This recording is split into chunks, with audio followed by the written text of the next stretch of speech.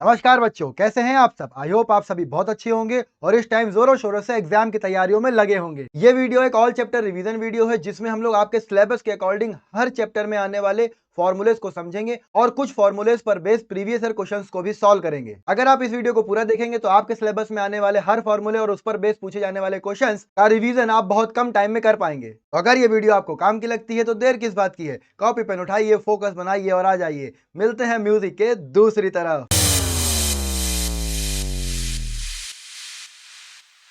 सबसे पहले बात करते हैं यूनिट 1 अलजेब्रा की, जिसमें आपका पहला चैप्टर है क्वाड्रेटिक इक्वेशन और उसमें भी सिलेबस के हिसाब से पहला टॉपिक है standard form of quadratic equation. क्या होता है भैया?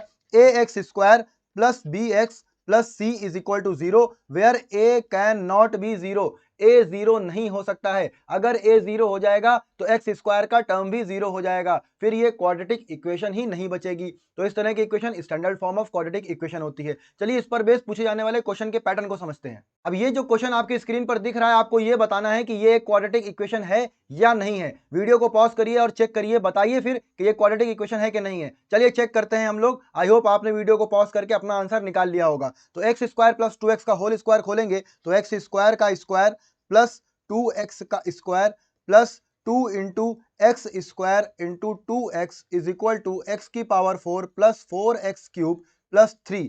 सही है ना? अब देखिए एक्स स्क्वायर का स्क्वायर यानी एक्स की power 4 plus 4x square plus 2 into 2 4x square into x यानी x cube is equal to x की power 4 plus 4x cube plus 3। अब जो जो कैंसिल आउट हो रहा है उसको कैंसिल आउट कर दिया जाए तो x की पावर 4 और x की पावर 4 कैंसिल आउट हो जाएगा। 4x क्यूब भी कैंसिल आउट हो जाएगा। अब क्या बच रहा है हमारे पास? 4x square minus 3 is equal to 0। अब आप लोग कहेंगे सर अगर हम इसको क्वाड्रेटिक इक्वेशन की फॉर्म से कंपेयर करें जो कि होती है a x square plus b x plus c is equal to 0, तो यहां पर x का टर्म नहीं दिख रहा है तो ये क्वाड्रेटिक इक्वेशन नहीं होगी। बेटा हमें मतलब है एक्स स्क्वायर के टर्म से, जो कि यहां पर 4x स्क्वायर दिख रहा है। क्योंकि आप x का टर्म तो खुद से भी बना सकते हैं। देखिए कैसे? 4x स्क्वायर, समझते रहिएगा बात को बहुत ध्यान से, प्लस 0 इंटू एक्स, समझ गए, माइनस 3 इज इक्वल टू 0। हमने क्या किया? x का टर्म बढ़ा दिया 0 से मल्टीप्लाई करके, हमारी इक्वेशन पर कोई फर्क नहीं पड़ा। और इस तरह से हम ये बोलेंगे कि जो इक्वेशन आ रही है 4x square plus 0x minus 3 is equal to 0, ये एक क्वाड्रेटिक इक्वेशन है। बात समझ गए? चलिए नेक्स्ट टॉपिक को देखते हैं। हमारा नेक्स्ट टॉपिक है सॉल्यूशन ऑफ क्वाड्रेटिक इक्वेशन और आपके सिलेबस में दो तरह से इसको फाइंड करना बताया गया है। एक फैक्टराइजेशन मेथड जिसको हम लोग स्प्लिट द मिडिल टर्म भी कहते हैं और यूजिंग क्वाड्रेटिक फॉर्मूला। पहले हम लोग फैक्टराइजेशन मेथड को समझेंगे जिसको हम लोग स्प्लिटिंग द मिडिल टर्म भी बोलते हैं। तो इसमें क्या करते हैं? सबसे पहले एक्स स्क्वायर का कोफिशिएंट जो कि यहां पर 1 है, एक्स स्क्वायर के कोफिशिएंट को कांस्टेंट टर्म से मल्टीप्लाई करते हैं, फिर कांस्टेंट टर्म का साइन देखते हैं जो कि प्लस है, और फिर ये देखते हैं कि एक्स का कोफिशिएंट क्या है, ये है 7। अब देखिए बात को समझिए, प्लस करने पर आना चाहिए 7 और मल्टीप्लाई करने पर आना चाहिए 10। बताइए फैक्टर क्या बनेंगे? फैक्टर बनेंगे 5 एंड 2, 5 एंड 2 यानी 5 प्लस 2 7, 5 इंटू 2 10। चलिए सब्स्टिट्यूट कर दें, x square plus x 5 plus 2 plus 10 is equal to 0। X square plus 5x plus 2x plus 10 is equal to 0। अब जो कॉमन मिल रहा है उसको निकाल लेते हैं। x कॉमन ले लेंगे तो हमें मिलेगा x प्लस 5, फिर हम प्लस 2 कॉमन ले लेंगे, हमें मिलेगा x plus 5 is equal to 0। तो मेरे पास फैक्टर आ जाएंगे x plus 5, x plus 2 is equal to 0। ठीक है, अब इसके सॉल्यूशंस निकालने के लिए क्या करना पड़ेगा? एक बार x प्लस 5 को 0 लेना पड़ेगा। बहुत बढ़िया, तो यहां से x की वैल्यू माइनस 5 आएगी, और एक बार x प्लस 2 को 0 लेना होगा तो यहां से x की वैल्यू माइनस 2 आएगी। सॉल्यूशंस का क्या मतलब होता है? अगर हम यही वैल्यूज उठाकर इस इक्वेशन में पुट करेंगे तो LHS is equal to RHS हमारा आने लगेगा, यानी मेरी इक्वेशन को ये वैल्यू सेटिस्फाई करेंगी। इनको हम सॉल्यूशंस भी बोलते हैं, इनको हम जीरोस भी बोलते हैं और इनको हम रूट्स भी बोलते हैं। अब देखिए using quadratic formula, quadratic formula क्या होता है पहले तो ये बात समझ लेते हैं। x is equal to minus b plus minus under root b square minus 4ac upon 2a, यही होता है भैया? हाँ सर यही होता है। अब देखिए हम अपनी स्टैंडर्ड फॉर्म के पास चलते हैं। क्या होती है वो? A x square plus b x plus c is equal to 0। इसका मतलब a जो है वो एक्स स्क्वायर का कोफिशिएंट है, b x का कोफिशिएंट है और c कांस्टेंट टर्म है। अब इसी क्वाड्रेटिक इक्वेशन को हम क्वाड्रेटिक फॉर्मूले का यूज करके सॉल्व करने का ट्राई करते हैं। देखिए अगर हम इस इक्वेशन को अपनी स्टैंडर्ड क्वाड्रेटिक इक्वेशन से कंपेयर करेंगे तो हमें क्या क्या वैल्यूज मिलेंगी जरा बताइए। तो a की वैल्यू मिलेगी 1 क्योंकि एक्स स्क्वायर का कोफिशिएंट है 1, b की वैल्यू मिलेगी 7 क्योंकि x का कोफिशिएंट है 7 और कांस्टेंट टर्म है 10। ठीक है ना, सारे वेरिएबल की वैल्यू मिल गई, बहुत बढ़िया। अब क्या करना है, अब सर वैल्यू सब्स्टिट्यूट कर देनी है, बहुत बढ़िया, चलिए कर देते हैं। x इज इक्वल टू -7 क्योंकि b की वैल्यू 7 है, plus minus under root b square यानी 7 का स्क्वायर माइनस 4 इंटू a है 1 और c है 10, ठीक है ना, अपॉन 2a यानी a की वैल्यू 1। बहुत बढ़िया, चलिए इसको सिंप्लीफाई करते हैं। x is equal to -7 plus minus under root 7 का स्क्वायर 49 माइनस 4 इंटू 10 करेंगे 40 आएगा, अपॉन बोलिए अपॉन 2। अब बताइए आगे क्या वैल्यू आएगी, चलिए चेक करते हैं। इसको सॉल्व करेंगे तो हमें मिलेगा x is equal to -7 plus minus under root 9 upon 2। तो x की वैल्यू आ जाएगी x is equal to -7 plus minus 3 upon 2। अब एक बार प्लस का साइन और एक बार माइनस का साइन, चलिए प्लस का साइन लेंगे तो क्या वैल्यू आएगी बताइए आप लोग जल्दी से। बहुत बढ़िया, x is equal to -7 plus 3 upon 2, value आएगी -4 अपॉन 2 मतलब -2। समझ गए, तो x की वैल्यू आ गई एक बार -2। दूसरी बार बताइए जब हम माइनस लेंगे, माइनस लेने पर क्या वैल्यू मिलेगी, देखिए x is equal to -7 minus 3 upon 2 यानी -10 अपॉन 2।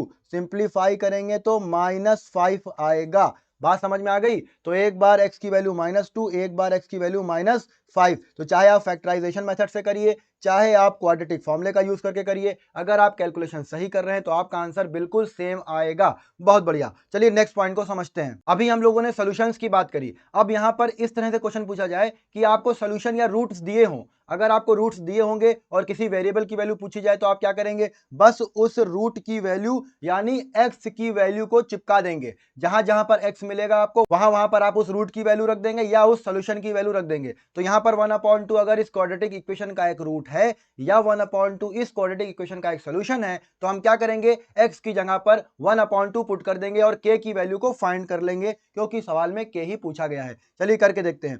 x की वैल्यू क्या है, 1/2। ये रखने पर मेरी इक्वेशन सेटिस्फाई होनी चाहिए। चलिए रख के देखते हैं, तो हम यहां पर रखेंगे 1/2 का स्क्वायर क्योंकि x स्क्वायर है, plus k into 1/2 minus 5/4 is equal to 0। बात समझ में आ गई, अब इसको सॉल्व करते हैं। 1/4 plus k/2 minus 5/4 is equal to 0। सारे नंबर एक तरफ, सारे वेरिएबल एक तरफ, और वेरिएबल कौन है यहाँ पर, k। बहुत बढ़िया, k/2 is equal to 5/4 minus 1/4। इनका डिनोमिनेटर सेम है जो कि 4 है, तो हम क्या करें, सीधे एलसीएम 4 लिखते हैं। 5 माइनस 1 वैल्यू क्या आएगी बेटा, 4/4। सिंप्लीफाई कर दीजिए, 4 1 4, 4 1 4। के की वैल्यू क्या आ रही है, क्रॉस मल्टीप्लाई जब करेंगे तो हमें क्या मिलेगा, देखिए यहां पर हमको मिलेगा k is equal to 1 into 2 यानी k की वैल्यू आ जाएगी 2। बात समझ में आई, इस तरह का सवाल भी बनता है जब आपको सॉल्यूशंस दिए हों और किसी वेरिएबल की वैल्यू पूछी गई हो। ठीक है, एक टाइप ये हो गया। चलिए नेक्स्ट टाइप को समझते हैं। हमारा अगला टॉपिक है relationship between discriminant and nature of fruits. बहुत बार ये बात हम लोग पिछली वीडियोस में कर चुके हैं कि ये जो एक्सप्रेशन लिखा है b स्क्वायर माइनस 4ac, इस पर आपका नेचर ऑफ रूट्स डिपेंड करता है। क्यों, रूट के अंदर नेगेटिव वैल्यू आएगी तो रूट्स इमेजिनरी हो जाएंगे यानी नॉट रियल रूट्स आ जाएंगे। अब ये रूट वाली वैल्यू अगर 0 हो जाएगी तो पूरा under root b square minus 4ac का टर्म 0 हो जाएगा, सिर्फ मेरे पास तब -b/2a बचेगा। इस तरह से मेरे रूट्स इक्वल आएंगे। और अगर ये value b square minus 4ac 0 से बड़ी आएगी तो मेरे रूट्स अलग अलग आएंगे यानी डिस्टिंक्ट आएंगे। इसी बात को समझते हैं जल्दी से। तो डिस्क्रिमिनेंट किसको बोला गया, डिस्क्रिमिनेंट बोला गया b स्क्वायर माइनस 4ac को। ठीक है, अब d पर डिपेंड करते हैं आपकी roots of the quadratic equation. अब दो तरह से होते हैं, क्या होते हैं, पहले तो आप ये समझिए कि वो रियल हो सकते हैं, ठीक है ना, वो रियल हो सकते हैं या इमेजिनरी या नॉट रियल हो सकते हैं। दोनों ही बातें एक ही हैं, या आप इसको नॉट रियल समझें या आप इसको इमेजिनरी समझें, एक ही बात है। अब देखिए इमेजिनरी होने की कंडीशन क्या है, जब ये b स्क्वायर माइनस 4ac की जो वैल्यू है ये लेस देन 0 हो जाए, मतलब d की वैल्यू, डिस्क्रिमिनेंट की वैल्यू लेस देन 0 हो जाए, तो ये रूट वाली वैल्यू नेगेटिव हो जाएगी और नेगेटिव रूट पॉसिबल नहीं है, इमेजिनरी हो जाएगा ये। इसलिए हम यहां पर कहेंगे जब d की वैल्यू 0 से छोटी होगी तो मेरे रूट्स नॉट रियल रूट्स की कैटेगरी में आएंगे या इमेजिनरी रूट्स हो जाएंगे। अब रियल रूट्स दो तरह से हो सकते हैं, कौन कौन से, जब एक बार d 0 हो और जब एक बार d 0 से बड़ा हो। इन दोनों ही कंडीशंस में हमें रूट्स रियल मिलेंगे। तो रियल रूट्स की कंडीशन हो गई डिस्क्रिमिनेंट इज ग्रेटर और इक्वल टू 0। अब देखिए यहां से भी दो कंडीशन निकल के आएंगी। कौन सी? जब d 0 से बड़ा हो और जब d 0 के इक्वल हो। जब d की वैल्यू 0 से बड़ी होगी तो रूट्स रियल तो होंगे लेकिन डिस्टिंक्ट होंगे। क्या होंगे? डिस्टिंक्ट होंगे। बट जब ये d की वैल्यू 0 के इक्वल है तब भी रूट्स रियल होंगे। उस केस में रूट्स हमारे इक्वल हो जाएंगे। ठीक है, बात समझ में आ गई। तो तीन कंडीशंस मेरे पास बन गई, आप लोग समझ चुके होंगे अब तक। जब ये d 0 है तो रूट्स रियल और इक्वल होंगे। जब ये d ग्रेटर देन 0 है तो रूट्स रियल और डिस्टिंक्ट होंगे। और जब ये d की वैल्यू लेस देन 0 है तो रूट्स मेरे इमेजिनरी यानी नो रियल रूट्स होंगे। ये बात समझ गए, relationship between discriminant and nature of roots. बहुत बढ़िया, चलिए आगे बढ़ते हैं। जब वर्ल्ड प्रॉब्लम पर बेस्ड क्वाड्रेटिक इक्वेशन का चैप्टर आएगा तो हो सकता है इनमें से एक टॉपिक आ जाए। अगर कॉन्जिक्यूटिव इंटीजर्स बोले जाएं, तीन कॉन्जिक्यूटिव इंटीजर्स बोले जाएं, तो आप वो इंटीजर को क्या लेट करेंगे? हम x, x+1, x+2 भी लेट कर सकते हैं। और हम x-1 और x+1 इन तीन कॉन्जिक्यूटिव इंटीजर्स को भी लेट कर सकते हैं। ये वाले इंटीजर्स जो होंगे वो कैलकुलेशन को थोड़ा सा आसान कर देंगे। तो यहाँ पर डिपेंड करता है कि आप कौन से कॉन्जिक्यूटिव इंटीजर्स लेट कर रहे हैं। जब क्वेश्चन एज बेस होगा यानी एज पर क्वेश्चन बनेगा तब हम लोग प्रेजेंट एज पर गेम खेलेंगे, प्रेजेंट एज से शुरुआत करेंगे। अब देखिए अगर प्रेजेंट एज x है तो 2 साल पहले 2 years अगो हम क्या बोलेंगे? x-2। 5 साल बाद x+5। तो इस तरह से हम लोग प्रेजेंट एज को स्टैंडर्ड एज लेके हम पहले की एज और बाद की एज को कैलकुलेट करके उस हिसाब से कंडीशंस को बनाएंगे। जब जब वर्क टाइम एंड डिस्टेंस पर क्वेश्चन बनेगा तब हम लोग क्या करेंगे? हमेशा 1 डे वर्क, 1 आवर वर्क या 1 मिनट वर्क, मतलब मेरा कहने का क्या है, यूनिट टाइम में कितना काम होगा इस पर कैलकुलेशन करेंगे, इस पर इक्वेशन को बनाएंगे। फॉर एग्जाम्पल अगर कोई लड़का ए है वो x दिन में कोई काम कर देता है तो एक दिन में कितना काम करेगा? 1/x। कोई लड़का बी है वो y दिन में कुछ काम करता है तो एक दिन में कितना काम कर देगा? 1/y। तो एक दिन का a का काम 1/x, एक दिन का b का काम 1/y। इन दोनों को ऐड कर देंगे तो टोटल काम दिया होगा। कितने दिन में टोटल काम खत्म हो जाता है उसका भी रेसिप्रोकल कर देंगे। फॉर एग्जाम्पल 4 दिन में दोनों मिलकर काम खत्म कर देते हैं तो एक दिन में मिलकर कितना करेंगे? 4 को उल्टा कर दीजिए, 1/4। इस तरह से वर्क एंड टाइम पर बात करेंगे। और work and time and pipe and system, जिसमें बोलते हैं कि एक नल किसी टंकी को भरता है या खाली करता है, उसमें भी हम यूनिट टाइम पर ही बात करेंगे। फॉर एग्जाम्पल कोई नल 2 घंटे में एक टैंक को भर देता है तो 1 घंटे में कितना भरेगा? 1/2 टैंक भर देगा। इस तरह से हम लोग यूनिट टाइम की बात करेंगे। बात समझ रहे होंगे, आई होप आप लोग मेरी बात को समझ रहे हैं। चलिए नेक्स्ट किस तरह का टाइप बनता है जब question speed, time and distance पर बने।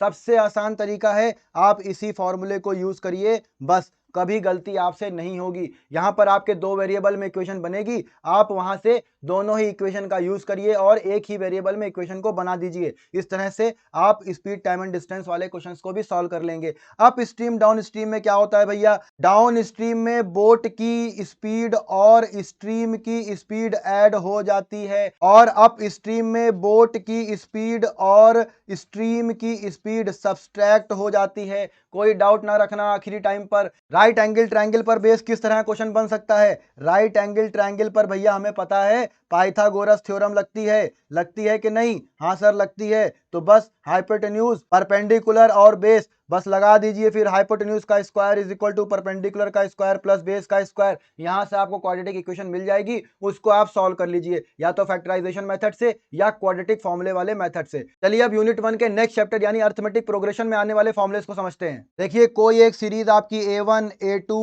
A3, A4 इस तरह से जा रही है तो इसमें अगर ये AP है तो इसकी क्या कंडीशन होनी चाहिए? A2 minus A1 is equal to A3 minus A2 is equal to A4 minus A3। इस तरह से जो इसका कॉमन डिफरेंस है वो सेम होना चाहिए और इसी को कॉमन डिफरेंस हमने बोल ही दिया, इसी को कॉमन डिफरेंस बोलते हैं। मतलब बाद वाले टर्म से पहले वाले टर्म का जो सब्सट्रैक्शन है इट शुड बी इक्वल, तभी ये AP होगी। इस कंडीशन में अगर हम इसको ऐसे लिखें a plus D a plus 2d, इस तरह से nth टर्म को लिख सकते हैं a plus n minus 1 into D. यहाँ पर फर्स्ट टर्म क्या है, ये आपका फर्स्ट टर्म है, इसको हम लोग a से रिप्रेजेंट करते हैं, कॉमन डिफरेंस को d से रिप्रेजेंट करते हैं। तो nth टर्म का फॉर्मूला क्या बन गया, a n is equal to a plus n minus 1 into d. कभी कभी सवाल ऐसे आता है कि आपको एक एपी दी है और पूछा जाए कि लास्ट से फिफ्थ टर्म क्या है, लास्ट से फोर्थ टर्म क्या है, लास्ट से 10th टर्म क्या है, तब आप कैसे फाइंड करेंगे। उस कंडीशन में आप इस फॉर्मूले को इंप्लीमेंट करेंगे, a n is equal to l minus n minus 1 into d. यहां पर एल क्या है, एल है last term.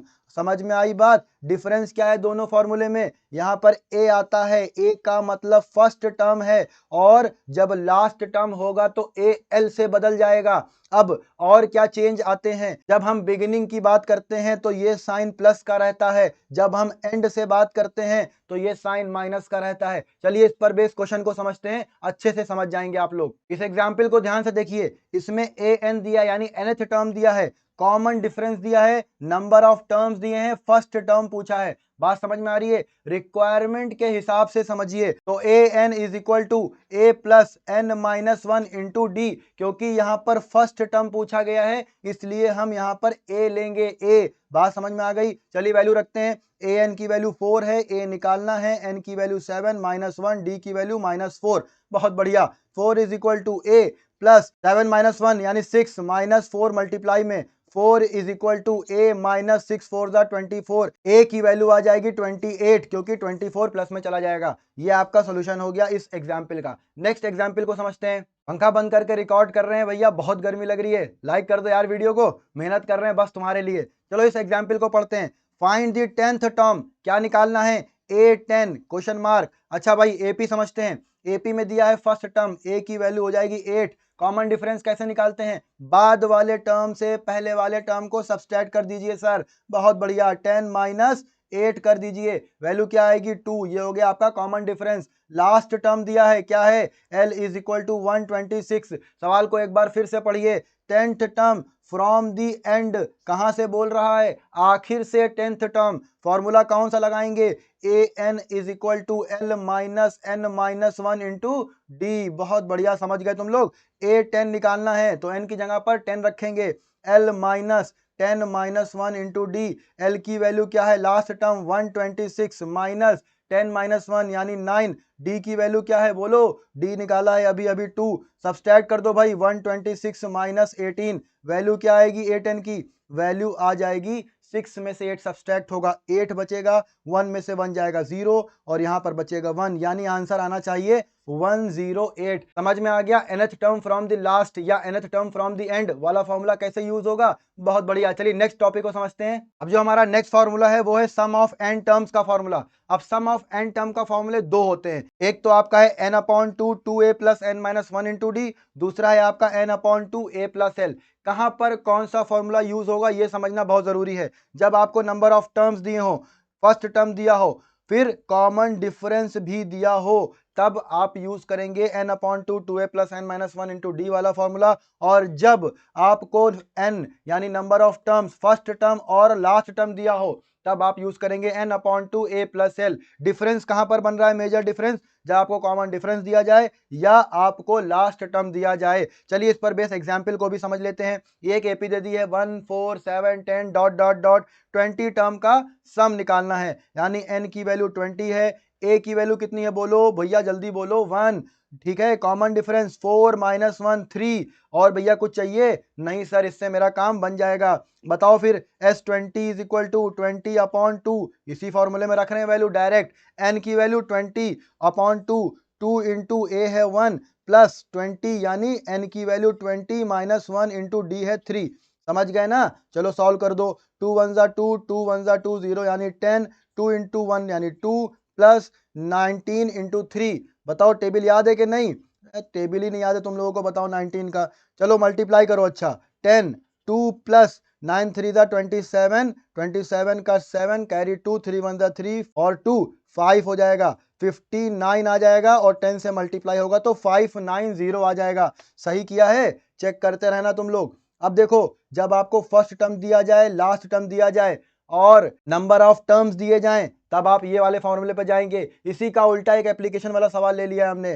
Some of n terms दे दिया है, एस एन की वैल्यू दे दी है 400। फॉर्मूला क्या लगेगा, n upon 2a plus L. Value चिपका दो, एस एन की वैल्यू है 400, n की वैल्यू निकालनी है, a की वैल्यू है 5 और l की वैल्यू 45। सॉल्व नहीं कर पाओगे, सॉल्व कर दो फिर, अगर कर लोगे तो 400 इंटू 2 अपॉन 50, 0 से 0 कैंसिल आउट, 5 1 जा 5, 5 8 जा 40, 8 2 जा 16। आंसर क्या आ रहा है, नंबर ऑफ टर्म्स आ रहे हैं 16। इस तरह से आपका सम ऑफ n टर्म्स का भी फॉर्मूला खत्म होता है। अब एक और तरह का पैटर्न है जहां पर Sn की वैल्यू दी जाती है और An पूछा जाता है। चलिए उसको भी समझते हैं। चलिए एक एग्जाम्पल लेते हैं छोटा सा, उसके बाद इस पैटर्न को समझते हैं। देखिए, अगर हम एक सीरीज ले 1 2 3 4 और 5, ठीक, इसका सम बताइए कितना होगा। इसमें 5 टर्म है, यानी 5 टर्म का सम कितना होगा बताइए। 1 + 2 3, 3 + 3 6, 6 + 4 बोलिए 10, 10 + 5 15 होगा। अच्छा, सिर्फ हम आगे के 4 टर्म को कंसीडर करें, 1 2 3 4। अब इनका सम निकालें, बताइए कितना आएगा। तो 1 + 2 3, 3 + 3 6 और 6 + 4 10। बात को समझते रहिएगा हम क्या बताना चाह रहे हैं। तो अगर हम S5 माइनस S4 करें, यानी 15 माइनस 10 करें, तो वैल्यू क्या आएगी, वैल्यू आएगी 5। अब इस 5 का रिलेशन ढूंढिए। ये जो 5 है, क्या ये 5, ये दोनों सेम वैल्यूज नहीं है, और ये 5 क्या है, ये 5 है बेटा A5, यानी 5th टर्म। बात समझ में आई। तो देखिए, इन दोनों को और इसको मिलाकर हम क्या लिख सकते हैं, हम लिख सकते हैं S5 minus S4 is equal to A5। बात समझ में आई। अब इसको जनरलाइज कर दीजिए, जहां जहां पर 5 है वहां वहां पर n ले लीजिए, यानी Sn माइनस 4 कैसे आएगा, 5 माइनस 1 करके आएगा। तो Sn minus 1 is equal to An। ये बन गया बेटा फॉर्मूला।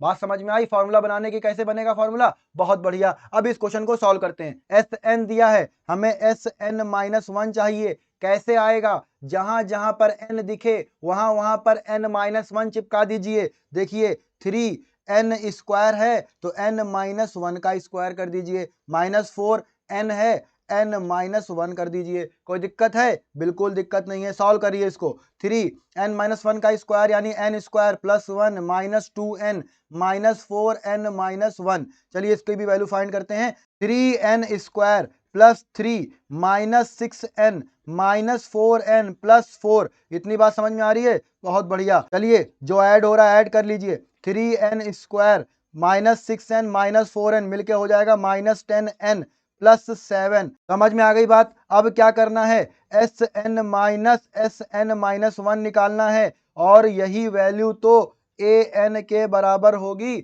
बहुत बढ़िया, समझ में आ गया। चलो वैल्यू रख दो, 3n स्क्वायर माइनस 4n, ये हो गया Sn। ठीक, अब Sn माइनस 1 क्या निकाला है, 3n square minus 10n plus 7। ठीक, कोई दिक्कत, चलो भाई इसको भी सॉल्व कर लिया जाए। यहां पर हम ब्रैकेट ओपन करेंगे, 3n square minus 4n minus 3n square plus 10n minus 7। अब जो सिंप्लीफाई हो रहा है उसको सिंप्लीफाई कर दो। 3n स्क्वायर कैंसिल आउट हो गया, क्या बचा, 10n माइनस 4n करेंगे 6n माइनस 7। ये वैल्यू किसकी है, Sn माइनस 1 की, और ये क्या है, यही तो An है। बहुत बढ़िया। तो इस तरह से डिफरेंट टाइप के क्वेश्चंस भी आप सॉल्व कर लेंगे। चलिए नेक्स्ट पैटर्न को समझते हैं, यानी नेक्स्ट यूनिट को समझते हैं। यूनिट 2 ज्योमेट्री में जो हमारा चैप्टर है सर्किल, उसकी थ्योरम 10.1 क्या कहती है, the tangent at any point of a circle is perpendicular to the radius through the point of contact. Diagram से एक बार इसको समझ लेते हैं जल्दी से। ये आपका एक सर्किल है, ये इसका एक सेंटर है, ठीक है। अब इस पर एक बनानी है टेंजेंट, चलो बना देते हैं। ये बना दी हमने इसकी एक टेंजेंट, ठीक है, बात समझ में आ गई।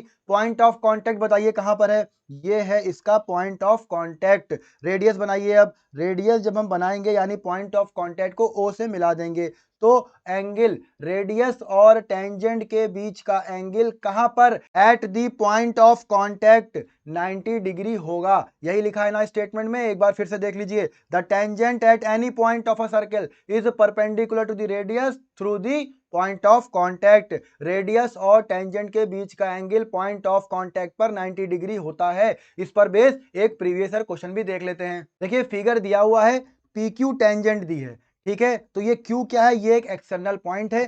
पी क्या है, ये है आपका point of contact. P Q tangent है, बहुत बढ़िया। ओ पी क्यू जो ट्रायंगल बन रहा है, ये एक आइसोसेलेस ट्रायंगल है। कैसा ट्रायंगल है, आइसोसेलेस ट्रायंगल। आइसोसेलेस ट्रायंगल क्या होता है सर, जिसमें दो साइड्स इक्वल होती हैं तो उनके बेस एंगल भी इक्वल होते हैं, ऐसा ट्रायंगल आइसोसेलेस ट्रायंगल होता है। बहुत बढ़िया। क्या निकालना है, एंगल ओ क्यू पी निकालना है। कहां पर है ये एंगल जो दिख रहा है ये है आपका sir angle O Q P. अब यहां पर लगाइए थ्योरम। थ्योरम क्या कहती है, the tangent at any point of a circle is perpendicular to the radius through the point of contact. मतलब क्या हुआ, ओपी रेडियस है, पी क्यू टेंजेंट है, इनके बीच का एंगल कितना होगा सर, 90 डिग्री होगा। बहुत बढ़िया। जब एक एंगल 90 डिग्री हो गया तो बचे हुए एंगल आइसोसेलेस ट्रायंगल में इक्वल होने चाहिए कि नहीं। हाँ सर, बिल्कुल इक्वल होने चाहिए। अब आप एक बात बताइए, अगर हम इसको x ले लें तो क्या ये भी x नहीं होगा, बिल्कुल होगा। ये एंगल 90 डिग्री है तो x की वैल्यू कितनी आएगी बताइए। इंटीरियर एंगल का सम होता है 180। 90 plus x is equal to 180। 2x is equal to 180 minus 90 यानी 90। तो x की वैल्यू क्या आ जाएगी, 90/2 यानी 45 डिग्री। और x ही तो हमें फाइंड करना था, यानी एंगल ओ क्यू पी कितना हो गया, इसको हमने x सेलेक्ट किया था 45 डिग्री। तो देखा आपने थ्योरम का एप्लीकेशन, बहुत बढ़िया। चलिए नेक्स्ट थ्योरम को समझते हैं। नेक्स्ट थ्योरम है the length of tangents drawn from an external point to a circle are equal. चलो भैया सर्किल बनाओ पहले। तो ये हमने सर्किल बनाया, ये इसका हो गया सेंटर। अब बनाते हैं इस पर टेंजेंट्स। देखो फ्रॉम एन एक्सटर्नल पॉइंट, एक टेंजेंट हमने ये बनाई।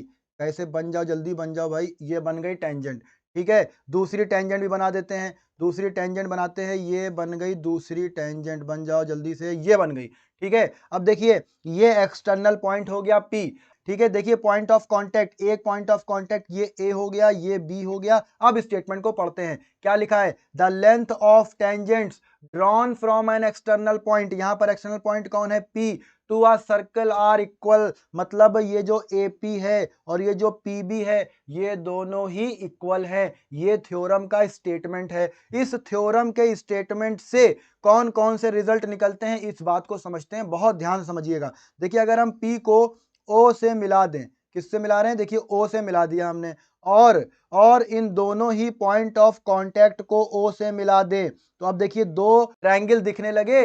बहुत बढ़िया, दो ट्रायंगल दिखने लगे। थ्योरम 10.1 का यूज करें अगर, तो ये टेंजेंट और रेडियस के बीच का एंगल 90 डिग्री होगा, बिल्कुल होगा। देखिए AP और PB इक्वल है, एक एंगल 90 डिग्री है। OB और OA रेडियस है, OP कॉमन है। दोनों ट्रायंगल कौन कौन से, triangle APO and triangle BPO क्या कॉन्ग्रुएंट नहीं हो गए। जो प्रॉपर्टी मन करे लगा दो। कौन कौन सी लग रही हैं, SSS भी लग रही है, RHS भी लग रही है। समझ में आ गई बात। अब जब ये कॉन्ग्रुएंट हो गए तो और क्या क्या रिजल्ट देंगे देखना। ये एंगल, बात समझे, ये वाला एंगल नाम क्या है इसका, इसका नाम है एंगल AOP। और ये वाला एंगल क्या नाम है इसका, इसका नाम है एंगल BOP। दोनों ही इक्वल होंगे। ये क्या स्टेटमेंट बनेगा, ये स्टेटमेंट बनेगा कि the tangents subtend equal angle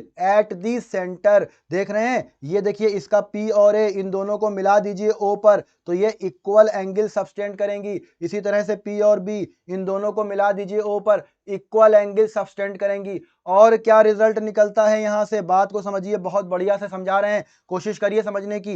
angle ये वाला क्या नाम दें इसको, एंगल OPA, ठीक है। और देखिए एंगल ये वाला, इसको क्या नाम दें, एंगल OPB। दोनों इक्वल होंगे। इसका क्या स्टेटमेंट बनेगा, इसका स्टेटमेंट बनेगा the line which connects P यानी external point to the centre of the circle bisects the angle between the tangents. Tangent के बीच के एंगल को बाइसेक्ट कर देती है ये लाइन। कौन सी लाइन, एक ऐसी लाइन जो उसी एक्सटर्नल पॉइंट को सर्किल के सेंटर से मिलाती है। बात समझ में आई? थ्योरम 10.2 के प्रूविंग से ये दो स्टेटमेंट निकलते हैं। यानी अपने आप में थ्योरम 10.2 तीन स्टेटमेंट बोलती है। क्या? पहली बात तो ये एक्सटर्नल पॉइंट से जो टेंजेंट बनाई जाएंगी उनकी लेंथ इक्वल होगी। दूसरी, जो दोनों टेंजेंट्स होंगी एक्सटर्नल पॉइंट से वो सेंटर पर इक्वल एंगल सब्टेंड करेगा। तीसरी, जो टेंजेंट के बीच का एंगल होगा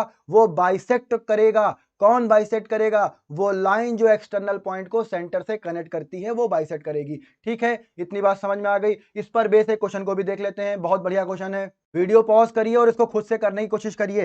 एक्स की वैल्यू फाइंड करनी है। ठीक है, एक बच्चे ने हमसे पूछा था, अच्छा क्वेश्चन है इसलिए इसको हमने ले लिया है। देखिए, जो डीसी है वो 27 है। ठीक है, सी आपका एक्सटर्नल पॉइंट है, क्यू जो है ये आपका पॉइंट ऑफ कांटेक्ट है। अब बात को समझिएगा, जो सी है ना, सी से जो डी की डिस्टेंस है और सी से क्यू की जो डिस्टेंस है ये दोनों डिस्टेंस इक्वल होंगी। क्यों? क्योंकि the length of tangents drawn from an external point to a circle are equal. मतलब क्या हुआ? मतलब हुआ C R is equal to C Q और वैल्यू हो जाएगी 27 सेंटीमीटर। बहुत बढ़िया। अब देखिए, पूरा सी से बी तक दिया है 38। अब देखिए बात को समझिए, C B is equal to C Q plus B Q. अब यहां पर वैल्यू सब्स्टिट्यूट करिए। सी बी की वैल्यू है 38, सी क्यू कितना है 27, बी क्यू नहीं पता है निकाल लेंगे। बी क्यू की वैल्यू आएगी 38 माइनस 27, क्या आ रहा है? 11 सेंटीमीटर। बात समझ में आई? तो ये जो बी क्यू है ना, बी क्यू, ये जो ग्रीन पेन से लगाया हमने, ये आ गया 11। अब देखिए बात को समझिए, ये बी, ये इस बार एक्सटर्नल पॉइंट की तरह बिहेव करेगा। फिर से वही थ्योरम 10.2, एक्सटर्नल पॉइंट से सर्कल पर बने दो टेंजेंट्स की लेंथ इक्वल होगी। तो बी क्यू और बी पी क्या इक्वल नहीं होंगे? बिल्कुल होंगे। B Q is equal to B P और वैल्यू कितनी होगी? 11 सेंटीमीटर होगी। बहुत बढ़िया। अब देखिए बात को समझिए, बहुत ध्यान से समझिए। देखिए ये एंगल दिया है 90 डिग्री। कौन सा एंगल? ये एंगल लिखिए, लिखा है AD is perpendicular to AB। मतलब ये अगर एंगल 90 डिग्री है और आप O से P को मिलाएंगे तो क्या OP रेडियस नहीं होगी? और थ्योरम पढ़ा है OP is perpendicular to AB, क्योंकि AB टेंजेंट है, OP रेडियस है। रेडियस और टेंजेंट के बीच का एंगल कितना होता है? 90 डिग्री। फिर से देखिए, OS भी रेडियस है और DA, AD कहें या DA कहें, दोनों टेंजेंट हैं, तो OS भी परपेंडिकुलर टू AD। मतलब ये एंगल भी 90 डिग्री। तीन एंगल 90 डिग्री क्वाड्रिलेटरल के, तो चौथा अपने आप 90 डिग्री आ जाएगा। 360 का सम लगाएंगे तो इसका मतलब ये एक स्क्वायर बनेगा। SO दिया है 10, तो क्या A और P, ये पॉइंट P लिखा था आपका, AP की वैल्यू 10 नहीं आएगी? बिल्कुल 10 ही आएगी। देखिए समझ गए बात को? ये वाली जो वैल्यू है ना, ये 10 आ जाएगी। कैसे आ जाएगी? SO is equal to AP is equal to 10। बात समझ में आ गई? अब हमें निकालना है x की वैल्यू। x किससे मिलकर बना है? देखो ध्यान से, x बना है AP प्लस PB या BP, एक ही बात है। PB कहिए या BP कहिए, एक ही बात है। x की वैल्यू क्या है? x की वैल्यू आ जाएगी AP निकाला 10 प्लस BP निकाला 11, x आ जाएगा 21 सेंटीमीटर। देखा दोनों थ्योरम का यूज कैसे हुआ इस क्वेश्चन में? अच्छा क्वेश्चन था इसीलिए लिया था। चलिए बहुत बढ़िया। अब जो कंस्ट्रक्शंस वाले क्वेश्चन है ना बेटा, वो आप लोग खुद से कर लीजिएगा। इतनी टेक्नोलॉजी अभी मेरे पास नहीं है कि हम कंस्ट्रक्शन वाले क्वेश्चंस को यहाँ पर बना के सिखा पाए। ठीक है, तो वो आप लोग खुद से कर लीजिएगा। यूनिट 3 को हम लोग अब समझते हैं। यूनिट 3 ट्रिग्नोमेट्री में जब हम हाइट एंड डिस्टेंस या इसको बोले सम एप्लीकेशन ऑफ ट्रिग्नोमेट्री की बात करते हैं, तो देखिए हमें कुछ बातें समझना बहुत जरूरी है। अब वो टाइम नहीं है कि हम आपको एक एक सवाल करवाएं। सारी वीडियो, सारी प्लेलिस्ट चैनल पर पड़ी हुई है। हम सिर्फ जिस्ट की बात करेंगे, क्या क्या चीजें आपको पता होनी चाहिए। देखिए, साइन थीटा का फॉर्मूला, कॉस थीटा का फॉर्मूला और टैन थीटा का फॉर्मूला, ये तीन फॉर्मूले तो आपको रटे होने चाहिए बिल्कुल। क्या होता है? Perpendicular upon hypotenuse, base upon hypotenuse और परपेंडिकुलर अपॉन बेस। और कुछ बातें भी पता होनी चाहिए, जैसे साइन, बोलिए, साइन 30 डिग्री की वैल्यू, साइन 45 डिग्री की वैल्यू, साइन 60 डिग्री की वैल्यू, cos 45, cos 30 और cos 60 डिग्री की वैल्यू, ये सारी वैल्यूज, और tan में भी यही वाली वैल्यूज आपको एटलीस्ट पता होनी चाहिए, बिल्कुल रटी होनी चाहिए। tan 30 डिग्री और tan 45 डिग्री, एंड आखिरी में क्या बच रहा है, tan 60 डिग्री। सबको याद है, हमें पता है। चलिए वैल्यू बताना शुरू करिए। sin 30 degree 1/2, sin 45 1/√2, sin 60 √3/2, cos में बताइए, cos 30 √3/2, cos 45 1/√2, cos 60 1/2, tan 30 बताइए, जल्दी बताइए, 1/√3, tan 45 1, tan 60 √3। ये 9 वैल्यूज आपको एकदम टिप पर रटी होनी चाहिए। इन्हीं स्टैंडर्ड एंगल से हाइट एंड डिस्टेंस में ज्यादातर क्वेश्चंस बनते हैं। बात समझ में आ गई। फिर दो कॉन्सेप्ट यूज होते हैं, कौन कौन से, एंगल ऑफ एलिवेशन और एंगल ऑफ डिप्रेशन वाला। भैया ये ऑब्जर्वर है कोई, ठीक है, ये कोई ऑब्जर्वर है, इसकी आंख से जाएगी ये हॉरिजॉन्टल लेवल। अगर ऑब्जेक्ट ऊपर की तरफ है तो एंगल ऑफ एलिवेशन बनेगा, अगर ऑब्जेक्ट नीचे की तरफ है तो एंगल ऑफ डिप्रेशन बनेगा। बात समझ में आ गई। ये हॉरिजॉन्टल हो जाता है, इसको लाइन ऑफ साइट बोलते हैं, लाइन ऑफ साइट बोलते हैं। ठीक है भाई, हाइट एंड डिस्टेंस के क्वेश्चन में जैसा जैसा लैंग्वेज बोले वैसा ही वैसा फिगर आप बनाइए और ये वैल्यू आ जाएंगी। हाँ, एक कॉन्सेप्ट और आता है जहां पर रिफ्लेक्शन की बात करी जाती है। रिफ्लेक्शन का मतलब क्या है, ये आपका वाटर लेवल है, ठीक है, ये आपका वाटर लेवल है। इससे जितनी ऊपर आपका ऑब्जेक्ट होगा, मान लिए h हाइट पर है, तो उसका जो रिफ्लेक्शन बनेगा वो भी h हाइट नीचे ही बनेगा। समझ में आ गई बात। तो ये बात समझने वाली है, ये बात ध्यान रखिएगा। बहुत बढ़िया। अब चलिए हम लोग नेक्स्ट यूनिट को समझते हैं। हमारी यूनिट 4 है मेंसुरेशन, जिसका नाम है सरफेस एरिया एंड वॉल्यूम्स। एक वीडियो बनाई है हमने, इसका लिंक डाल देंगे हम डिस्क्रिप्शन बॉक्स में। सारे फॉर्मूले, 20 मिनट की वीडियो है, स्पीड बढ़ा के देखिए। सारे फॉर्मूले को इतना अच्छा एक्सप्लेन करा है कि आपके आधे क्वेश्चन तो फॉर्मूले से ही निकल आएंगे। ठीक है, तो ये वीडियो जरूर देखिएगा। चलिए इस पर बेस जिस तरह से क्वेश्चंस बनते हैं उनको एक बार समझ लेते हैं। मेल्टिंग पर क्वेश्चन बनता है, मतलब किसी सॉलिड को मेल्ट करा जा रहा है, छोटे छोटे कई सारे सॉलिड्स बन रहे हैं।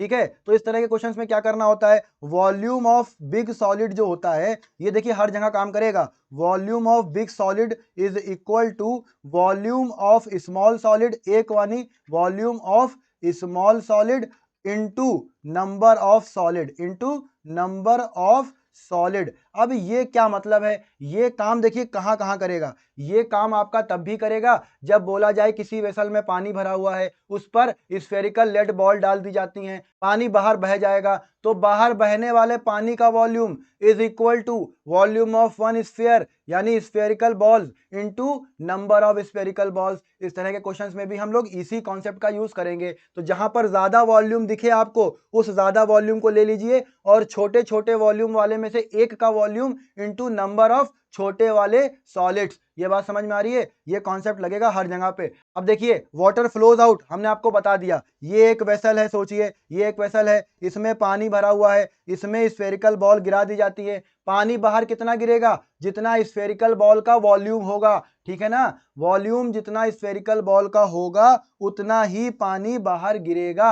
अब कई सारे वॉल्यूम डाल दिए जाएं, यानी कई सारी स्फेरिकल बॉल डाल दी जाएं, तो क्या करेंगे, पानी का वॉल्यूम, बाहर निकलने वाले पानी का volume is equal to number of spherical balls into volume of one spherical ball. बात समझ में आ रही है। ठीक है भाई, कभी कभी इस तरह का क्वेश्चन दिया रहता है कि भाई पानी बह रहा है, उसकी स्पीड दी गई है, स्पीड दी गई है पानी की, और टाइम दिया गया है कि इतने टाइम में इतना पानी बह रहा है। तो जब स्पीड दे दी जाए और बेटा टाइम दे दिया जाए, तो इनका यूज करके क्या निकाल पाएंगे, इनका यूज करके हम डिस्टेंस निकाल लेंगे। Speed is equal to distance upon time बोले, या distance is equal to speed into time बोले। ठीक है, यही कॉन्सेप्ट वहां पर भी आएगा ट्रिग्नोमेट्री वाले में, हम बताना भूल गए। देखिए उसमें स्पीड दी रहती है, ठीक है, स्पीड दी रहती है या टाइम दिया रहता है।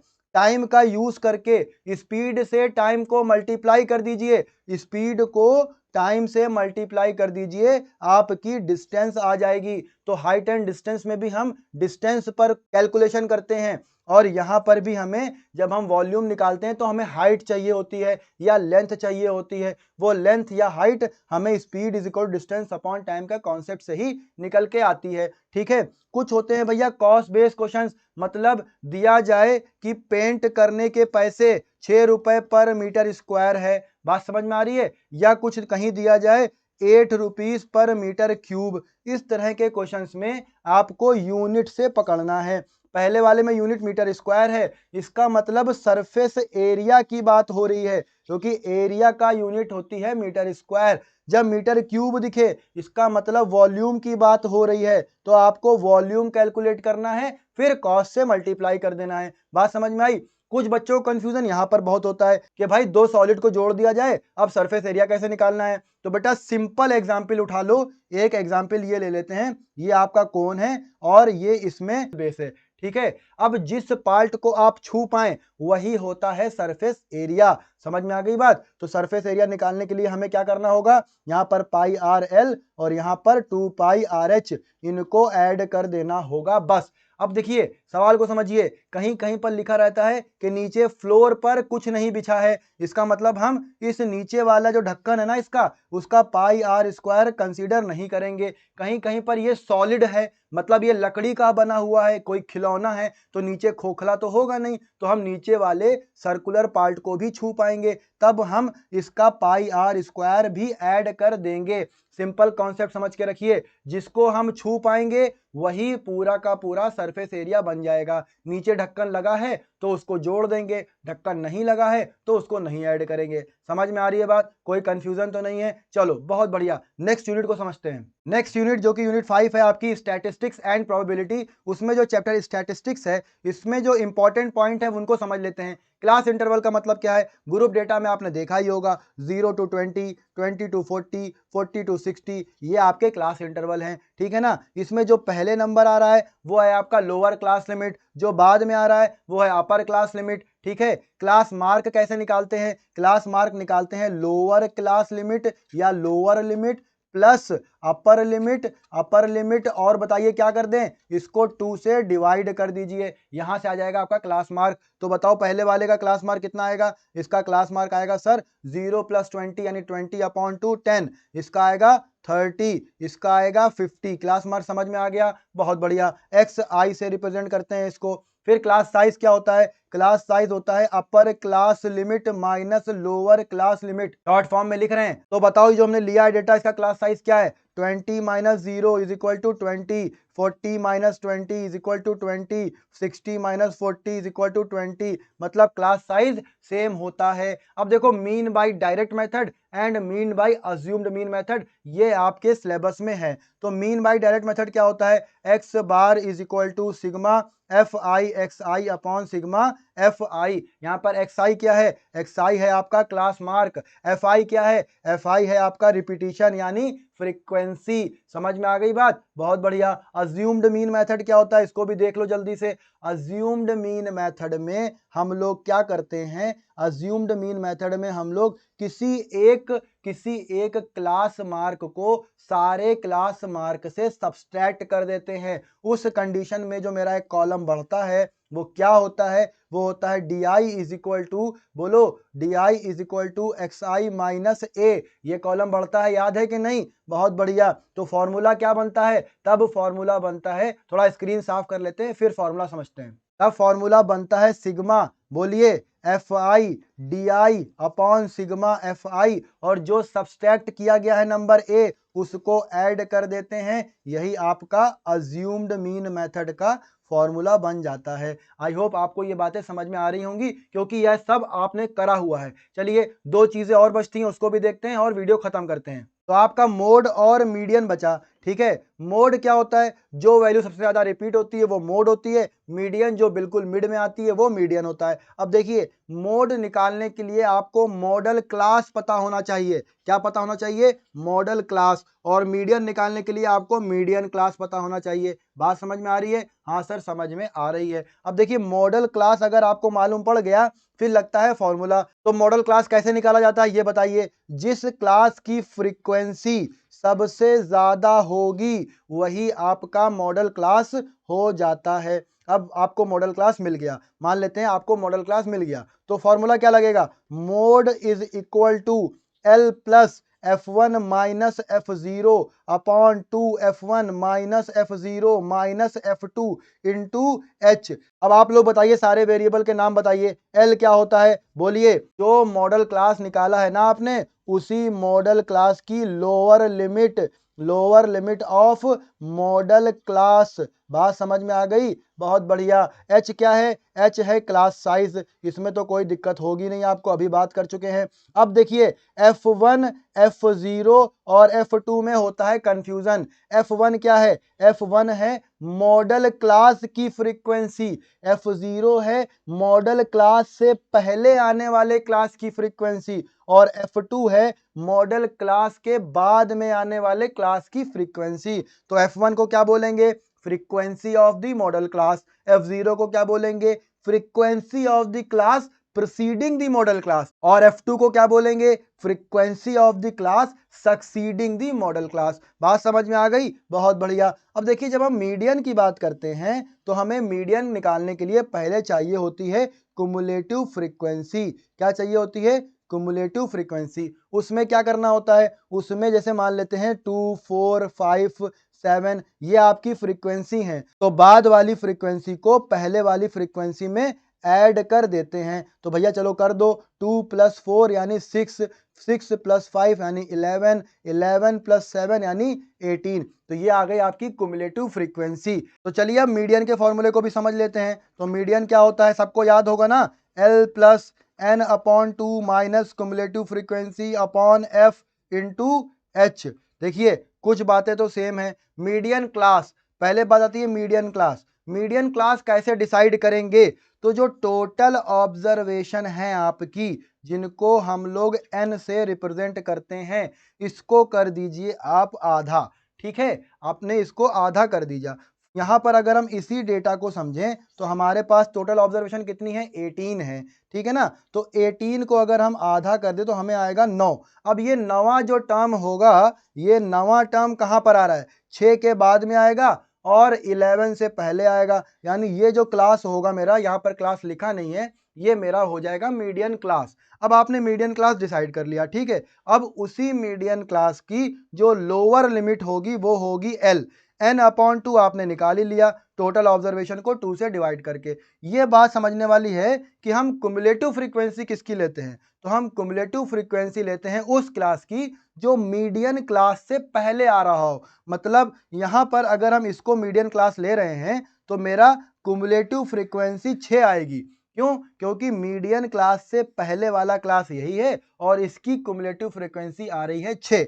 फ्रीक्वेंसी लेते हैं हमेशा मीडियन क्लास की। किसकी? मीडियन क्लास की। तो फ्रीक्वेंसी भैया कहां पर है? ये जो 5 लिखा है ना, ये है frequency of the median class. और एच हर जगह सेम है, इसको क्लास साइज बोलते हैं। मीडियन निकालने के लिए पहले चाहिए कुमुलेटिव फ्रीक्वेंसी और फ्रीक्वेंसी भी चाहिए। तो median is equal to L, यानी lower limit of median class plus n/2 मतलब total observation upon 2 minus cumulative frequency of the class preceding the median class upon frequency of the median class. इस पूरे को multiply कर देंगे class size से।